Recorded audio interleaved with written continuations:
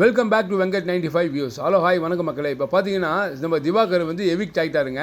ஆனால் வந்து எவிக்ட் ஆனது நல்ல விஷயந்தாங்க, ஆனால் அதை மறுக்கலைங்க. ஆனால் இவர் அனுப்புறதுக்கு முன்னாடி ஒரு 3 பேர் அனுப்புனாங்க. யாரும் பார்த்தீங்கன்னா சுபிக்ஷாவை அனுப்பியிருக்கணும், அப்படி கனி அனுப்பியிருக்கணும், ரம்யா ஜோவை அனுப்பியிருக்கணும், அரோராவை அனுப்பியிருக்கணும். 4 பேரில் கண்டிப்பாக 2 பேர் 3 பேர் வெளியே போகக்கூடிய ஆட்கள் தாங்க. ஆனால் இவங்களாம் என்ன பர்ஃபார்ம் பண்ணாங்கன்னு தெரியல. எஸ்பெஷலி அரோரா என்ன பண்ணாங்கன்னு தெரியல, ரம்யா ஜோ என்ன பண்ணாங்கன்னு தெரியல.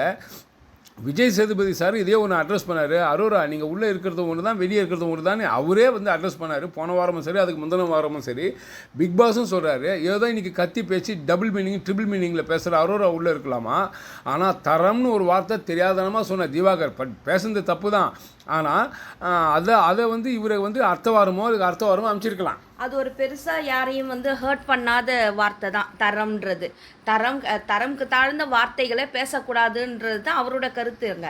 இது என்ன பெரிய குற்றம்னு தெரியல எங்களுக்கு. அதுக்காக இவரை அனுப்புறதை பண்ணிட்டாங்க. ஆனால் வந்து எஃப்ஜே பேசின விஷயங்கள்லாம் வந்து எவ்வளோ அபத்தமாக பேசியிருக்கிறான், எவ்வளோ அசிங்கமாக நடந்திருக்கான் உள்ள.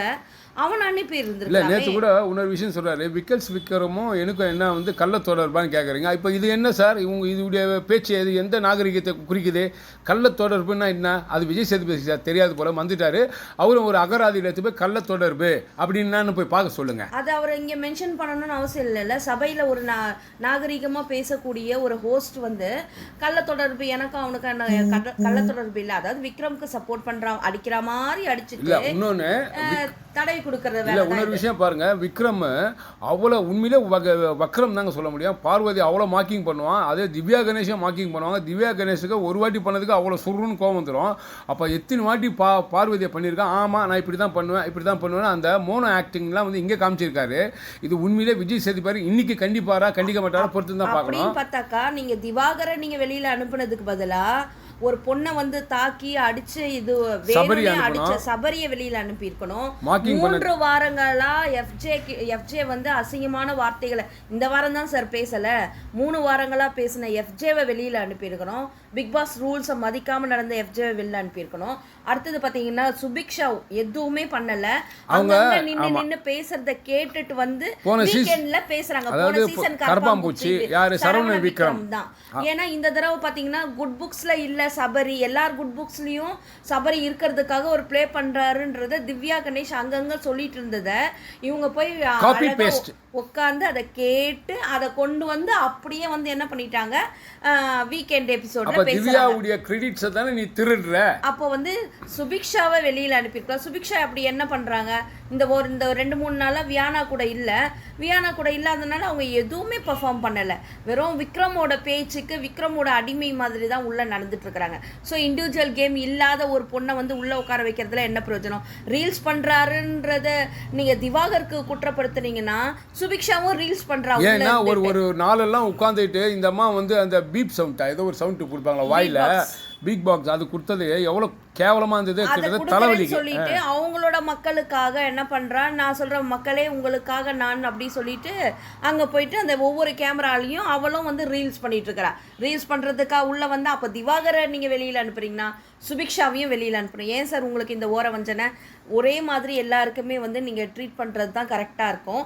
அடுத்தது பாத்தீங்கன்னா அரோரா ஒண்ணுமே பண்ணலன்னு நீங்களே அட்ரஸ் பண்றீங்க. சுபிக்ஷா அரோராக்கெல்லாம் மக்கள் ஓட்டு போடல, ஆனா அவங்கள வந்து உள்ள உட்கார வச்சிருக்கீங்க. ஓட்டு போட்டு திவாகருக்கு வந்து பண்ற ஓட்டு போடுற மக்களை நீங்க வந்து அசிங்கப்படுத்துற வகையில திவாகரை நீங்க வெளியில அனுப்புறீங்க. நீங்களே முடிவு எடுக்கிற மாதிரி இருந்தா எதுங்க மக்களை உங்க கையில ஓட்டு கொடுக்குற நீங்க செலக்ட் பண்ணாதான் உள்ள இருக்கணும் வெளியே போகணும்னு சொன்னது அப்போ பொய் தானே. அப்போ வந்து விஜய் சேதுபதி சார் என்ன பண்றாருன்னா ஒரு குரூப் ஆஃப் இவங்களுக்கு வந்து என்ன பண்றாரு, ஒரு ஃபேவரிசம் பண்றது மக்கள் சொல்லிடக்கூடாதுங்கிறதுனால அவங்க லேசாக தட்டுற மாதிரி தட்டி விட்டுட்டு ஆனால் வந்து கிரெடிட்ஸ் எல்லாம் அவங்களுக்கு கொடுக்குறாரு. பேக்ரவுண்டே இல்லாமல் இவனை அடித்தா கேட்க மாட்டான்டா, இவனுக்கு ஆள் இல்லைடா அப்படின்ற ஒரு வகையில் இருக்கிற ஒரு சிலரை என்ன பண்ணுறாரு, பயங்கரமாக தாக்குறாரு. இதே தான் இதே தான் வந்து கமல் சார் பண்ண எபிசோடில் நடந்தது. பிரதீப் ஆண்டனின்ற ஒருத்தனுக்கு நடந்த விஷயம். விஜய் வர்மான்ற ஒருத்தன் தூக்கி போட்டு அடித்தான். அடிக்கும் போது அந்த விஷயத்தை அப்படியே விட்டுட்டு அவனும் வந்து இதே பார்வதி மாதிரியே அடிபட்டாலும் பரவாயில்ல, நான் கேம் விளையாடுவேன், கேமை லவ் பண்ணி அவன் விளையாடின விளையாட்டுக்கு அர்த்தம் இல்லாமல் அவனை அப்படி தட்டி கொடுக்குற மாதிரி தட்டி கொடுத்து இப்படிலாம் அடிக்கலாமா அப்படிலாம் பேசிட்டு கமல் சார் லாஸ்ட்டில் விஜய் வர்மாவை தான் லாஸ்ட் வரைக்கும் வச்சுட்டு இருந்தாங்க. நடுவில் என்ன பண்ணிட்டீங்க, சமயம் பார்த்து ரெட் கார்டு கொடுத்து பிரதீப் ஆண்டனியை வெளில அனுப்புனீங்க. அதே வேலையை தான் நீங்கள் இங்கே பார்வதிக்கும் பண்ணிட்டு இருக்கிறீங்க சார். தெரிஞ்சோ தெரியாமலோ நீங்கள் பண்ணுறீங்க. இதை உஷாராக பார்வதி புரிஞ்சுக்கிட்டு, ஏன்னா பார்வதி வெளியில் பிரதீப் ஆண்டனிக்காக குரல் கொடுத்து இருக்கிறாங்க அந்த சீசனில். இது மாதிரி ஒரு நல்ல ஒரு பிளேயரை வெளியில் அனுப்பிட்டீங்க, வீணான படி சுமத்தின்னு. ஸோ இதை மனசில் வச்சுக்கிட்டு பார்வதி என்ன பண்ணணும்னா, இனிமே கேமை நல்லா விளையாடணுன்றது தான் நம்மளுடைய ஆதங்கமாக இருக்குது. ஏன்னா ஹோஸ்டும் சரி டெலிவிஷனும் சரி அதனுடைய டிஆர்பிக்காக என்ன உள்ள இருக்கிற டீம் கோ கண்டஸ்டன்ட்டே வந்து ஒன்றும் பண்ணலை. அப்போது அவங்கவுங்க இண்டிவிஜுவல் கேம் விளையாடினா நல்லாயிருக்கும். இன்னொன்று இன்னைக்கு வந்து திவாகர் வெளியே போனது அன்ஃபேர் எவிக்ஷன் தாங்க நாங்கள் ஃபீல் பண்ணுறோம். நீங்கள் என்ன ஃபீல் பண்ணுறீங்க கமெண்ட் பாக்ஸில் கமெண்ட் பண்ணுங்கள். ஆனால் உண்மையிலே யார் வெளியே போயிருக்கணுன்றதையே நீங்கள் கமெண்ட் பாக்ஸில் கமெண்ட் பண்ணுங்கள். ஆக மொத்த மக்கள் இந்த வீடியோ உங்களுக்கு கண்டிப்பாக பிடிச்சிருக்கேன் நினைக்கிறேன். பிடிச்சிருந்தா லைக் பண்ணுங்கள், கமெண்ட் பண்ணுங்கள், ஷேர் பண்ணுங்கள், சப்ஸ்கிரைப் பண்ணுங்கள். தேங்க்யூ.